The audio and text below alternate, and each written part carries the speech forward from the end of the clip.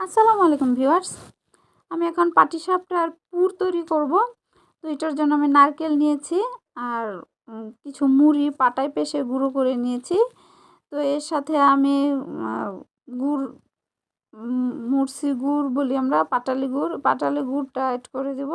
আর গুড়টাও আমি গুঁড়ো করে নিয়েছি। সাথে মিষ্টি একটু কম হওয়ার সম্ভাবনা, সেই জন্য একটু চিনি অ্যাড করে দিলাম। তো আমি এখন এটা চুলার মধ্যে বসিয়ে দিলাম, দিয়ে একটু পানি দিয়ে দিলাম, দিয়ে আমি এটা একটা নাড়াচাড়া করব। এটা খুব বেশি জালের প্রয়োজন হবে না, কারণ এই পুরটা তৈরি করতে নারকেলই দেওয়া বেশি। তো আমি দেখেন এটা জাল করতেছি, জাল করতে করতে অনেকটাই হয়ে গিয়েছে, কিন্তু মিষ্টিটা একটু কম হওয়ার কারণে আরও একটু চিনি অ্যাড করে দিলাম।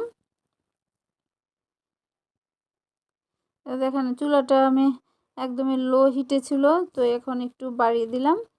তো দেখেন আমার পুরটা রেডি হয়ে গিয়েছে, দেখেন কেমন শক্ত হয়ে গিয়েছে। এখন আমি এটা পাটিসাপটা পিঠার ভিতরে দিয়ে তারপর পিঠা তৈরি করব।